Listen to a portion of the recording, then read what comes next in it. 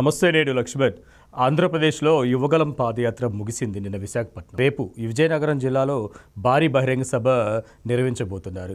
ఈ బహిరంగ సభకు పెద్ద ఎత్తున ఆంధ్రప్రదేశ్ నుంచి అయితేనేమి, రెండు తెలుగు రాష్ట్రాల నుంచి కూడా పెద్ద ఎత్తున అతిరథ మహారథులు ఈ సభకు హాజరు కానున్నారు.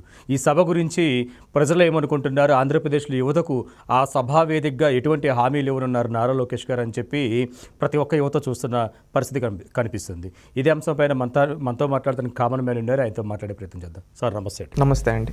ఇప్పుడు యువగలం పాదయాత్ర ముగిసింది. విజయనగరం జిల్లా వేదికగా పెద్ద ఎత్తున ఒక భారీ బహిరంగ సభ ఏర్పాటు చేసి అనేక అంశాలపైన చర్చించున్నారు. అతిరథ మహారథులందరూ అక్కడికి రానున్నారు. ఏం జరగబోతుంది, ఏం చెప్పబోతున్నారు, యువతకు ఏమి హామీ ఇవ్వబోతున్నారంటే ఏం చెప్తారు? ముఖ్యంగా నారా లోకేష్ గారి గురించి మనం ప్రత్యేకంగా మాట్లాడుకోవాలి యువగలం పాదయాత్ర గురించి మాట్లాడేటప్పుడు. ఎందుకంటే యువగలం పాదయాత్ర స్టార్ట్ కాకముందు లోకేష్ గారిని అనేక విమర్శలు చేశారు, క్యారెక్టర్ అసాసినేషన్, బాడీ షేమింగ్ అన్నీ చేశారు. యువగలం పాదయాత్ర స్టార్ట్ చేస్తానంటే చాలామంది అన్నారు, ఒక రోజు 2 రోజులు నడిచేసి పొనుకునేస్తారా ఇతను పాదయాత్ర చేయడం. కానీ అందరి అనుకున్న దాన్ని పటాపంచలు చేస్తూ నిర్విరామంగా 200 రోజులకు పైగా పాదయాత్ర చేసిన ఏకైక నాయకుడు ఆంధ్రప్రదేశ్ రాష్ట్ర చరిత్రలో నారా లోకేష్ గారు.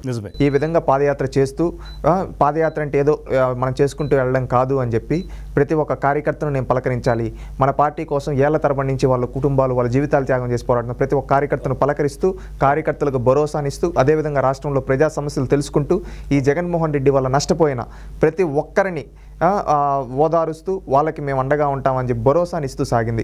దీంట్లో మనం ప్రత్యేకంగా మాట్లాడుకుంటే లోకేష్ గారి పాదయాత్రలో కొన్ని కార్యక్రమాలు అనేది ప్రజలు మనసుకు హత్తుకున్నాయి. దాంట్లో సెల్ఫీ విత్ లోకేష్. లోకేష్ గారు ప్రతి ఒక్కరికి ఫోటోలు ఇస్తూ వాళ్ళందరికీ ఒక భరోసా ఇచ్చారు సెల్ఫీ విత్ లోకేష్ కార్యక్రమం ద్వారా. ఆ తర్వాత సెల్ఫీ ఛాలెంజ్లు విసిరారు. మేము చేసిన అభివృద్ధిది, మీరు చేసిన నాశనం ఇదని క్లారిటీగా సెల్ఫీ ఛాలెంజ్ విసిరారు. దానికి ఒక్కరు కూడా ఈ రోజు వరకు సమాధానం చెప్పలేకపోయారు. అదేవిధంగా బహిరంగ సభల్లో ఒకప్పుడు మాట్లాడడం రాదన్నారు, ఈరోజు బహిరంగ సభల్లో మాట్లాడుతుంటే ప్రత్యర్థి పార్టీ ఎమ్మెల్యేలు పోసుకుంటున్నారు, ఆ స్థాయికి వెళ్ళారు. మళ్ళీ ఇంకొకటి ఏమంటే ఇదే విధంగా చూస్తుంటే ముఖాముఖి కార్యక్రమాలు ప్రత్యేకంగా మనం చెప్పుకోవాల్సింది. ఎందుకంటే ఇక్కడ ప్రతి ఒక్క రంగం వాళ్ళతో, ప్రతి ఒక్క సెక్టార్ వాళ్ళతో ప్రత్యేకంగా సమావేశం నిర్వహించి వాళ్ళ సమస్యలు తెలుసుకొని దానికి రేపు ఏం చేస్తామని ఒక భరోసాని ఇచ్చాడు.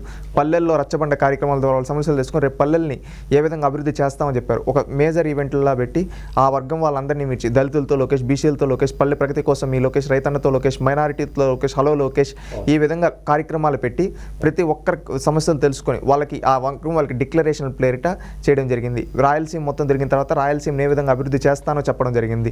ఈ విధంగా చెప్పుకుంటూ లోకేష్ గారు పాదయాత్ర అనేది సాగడం జరిగింది. ఈ విధంగా మధ్యలో అనేక మంది అడ్డంకులు చేశారు. పాదయాత్ర పోతే మైక్ లాక్కోవడము, స్టూల్ లాక్కోవడము, బండి లాక్కోవడం ఇవన్నీ. కానీ ఎక్కడ లోకేష్ గారు వెనకడికి వేయలేదు, ముందుకు వెళ్తూ పాదయాత్ర చేశారు. అక్కడ గ్రాండ్ సక్సెస్ అయ్యారు లోకేష్ గారు.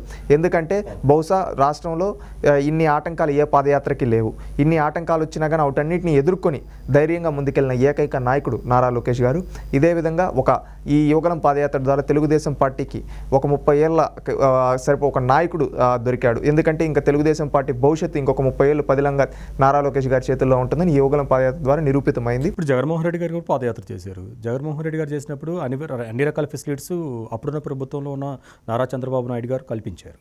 కానీ ఇప్పుడు ఎందుకు భయపడుతున్నాడు లోకేష్ గారు పాదయాత్ర చేస్తుంటే? చంద్రబాబు నాయుడు గారికి ఏమంటే నేను ప్రజలకు మంచి చేశాను, ఎవడు పాదయాత్ర చేసుకున్నా నాకేం భయం లేదు అనే ఉద్దేశంతో జగన్మోహన్ రెడ్డికి మంచి ఫెసిలిటీస్ ఇచ్చి చేసుకో, నువ్వు ఎంత చేసుకుంటావు అని చెప్పి ఇచ్చాడు. కానీ ఇక్కడ జగన్మోహన్ రెడ్డి ప్రజలకు మంచి చేయాల, ప్రజలను అరాచకాలు చేశాడు, అన్యాయం చేశాడు. అందుకని ఇక్కడ ప్రశ్నిస్తాడనే భయంతో, ఎందుకంటే లోకేష్ గారిని ముఖ్యంగా ఎందుకు పనికిరాడని ఒక అసమర్థుడని చిత్రీకరించారు వైఎస్ఆర్సీపీ నాయకులు, సోషల్ మీడియా. ఇప్పుడు ఆయన బయటకు వచ్చి ప్రజలతో గెలిస్తే, ఈయనలో ఉండే రియాలిటీ బయట ప్రజలకు తెలిస్తే జగన్మోహన్ రెడ్డిని దగ్గరకు కూడా రానిరు. ఎందుకంటే లోకేష్ గారు ఒక మంచి కుటుంబంలో పెరిగాడు, విలువలతో పెరిగాడు, నీతిగా పెరిగాడు, ఉన్నత విద్యాసంస్థలు చదువుకున్న విద్యావంతుడు. జగన్మోహన్ రెడ్డి సొంత తల్లిని చెల్లిని ఇంటి నుంచి గెట్టేసిన వాడు, తండ్రి చనిపోతే పదవి కాంక్ష కోసం పాటుపడ్డవాడు. అదేవిధంగా తన చుట్టూ ఉండే వాళ్ళని తన సొంత చిన్నాన్ని చంపించుకున్న వ్యక్తి, ఎవరిని దగ్గరికి రానేడు, అవసరం కోసం వాడుకొని వదిలేసేవాడు జగన్మోహన్ రెడ్డి. ఈ రియాలిటీ అనేది జనాల ముందు బయటపడితే రేపు చంద్రబాబు నాయుడు జగన్ అనేది అయిపోయిన తరం, లోకేష్ జగన్ అనేది ఉండే తరం. ఎందుకంటే చంద్రబాబు నాయుడు గారు రాజశేఖర రెడ్డి సమకాలికులు, ఇప్పుడు సమకాలికులు జగన్, లోకేష్. ఈ సమకాలికుల్లో ఇతను లోకేష్ అనేవాడు సమర్థుడని ప్రజలు గ్రహిస్తే లోకేష్ని ఎత్తి తలపైన పెట్టుకుంటారు, జగన్ని దగ్గరకు కూడా రానిరు. అందుకని భయంతో ఈ విధంగా అడ్డుకుంటూ ఉన్నాడు. సుదీర్ఘ పాదయాత్ర అయిపోయిన తర్వాత రేపు భారీ బహిరంగ సభ నిర్వహించుకుంటున్నారు. ఆ వేదిక అనేక ఎజెండాలు, హామీలు అయితే ఏదైతే ప్రజలు ఏం కోరుకుంటున్నారో అవి నెరవేర్చడానికైతే ఒక ఎజెండా, ఒక ప్రణాళికలు రచించుకుంటారు, కాదంటలేదు. ఇక మీదట నారా లోకేష్ గారి యొక్క రాజకీయ ప్రస్థానం కానీ, వ్యూహం కానీ ఎలా ఉండబోతుందంటారు? ఆంధ్రప్రదేశ్ రాష్ట్ర చరిత్రలో ఒక నూతన ఒరవడికి శ్రీకారం చుట్టారు. ఏమంటే ఈ పాదయాత్రలో కూడా చూసాం, మైల్ పాయింట్స్ దగ్గర తాను అక్కడ ఉండే సమస్యలకు పరిష్కారం చెప్పాడు. ఆ విధంగా ఒక చదువుకున్న విద్యావంతుడు రాజకీయం చేస్తే ఎలా ఉంటుందో రేపటి నుంచి లోకేష్ గారి రూపంలో చూడబోతున్నాం. ఆంధ్రప్రదేశ్ రాష్ట్ర అభివృద్ధికి లోకేష్ గారు ముందడుగు వేస్తూ ముందుకెళ్తారు. రేపు ఏర్పడనున్న తెలుగుదేశం జనసేన కూటమి ప్రభుత్వంలో నారా లోకేష్ గారు ప్రజలకు ఏం చేస్తారు రేపు క్లియర్ కట్గా చెప్పబోతున్నారు.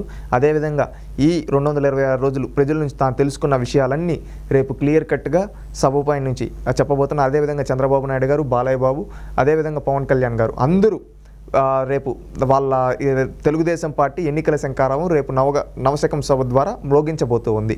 రేపటి నుంచి ఎన్నికల కౌంట్డౌన్ స్టార్ట్ అవబోతుంది ఆంధ్రప్రదేశ్లో. రేపు తెలుగుదేశం పార్టీ అఖండ విజయానికి ఈ సభ పునాది కాబోతుందని మేము భావిస్తున్నాం. ఇది మొత్తానికి అయితే రేపు విజయనగరంలో జరిగే వేదిక నుంచే ఎన్నికల శంకారం మోగించబోతుంది. రెండు పార్టీలు ఏదైతే జనసేన, తెలుగుదేశం పార్టీ ఈ ఉమ్మడి కార్యాచరణతో రేపు రాజకీయం నడవబోతుంది. లోకేష్ గారి యొక్క పూర్తిస్థాయి రాజకీయ వ్యూహాలనేవి ఎల్లుండి నుంచి, అంటే రేపు సభ అయిపోయిన కానించి ఇక మీదట చూడబోతున్నారని చెప్పి వైసీపీకి ఒక ఇంటిమేషన్ కూడా సభా వేదికగా చూడబోతున్నట్టుగా తెలుస్తుంది. మరొక అంశంతో మళ్ళీ కలుద్దాం.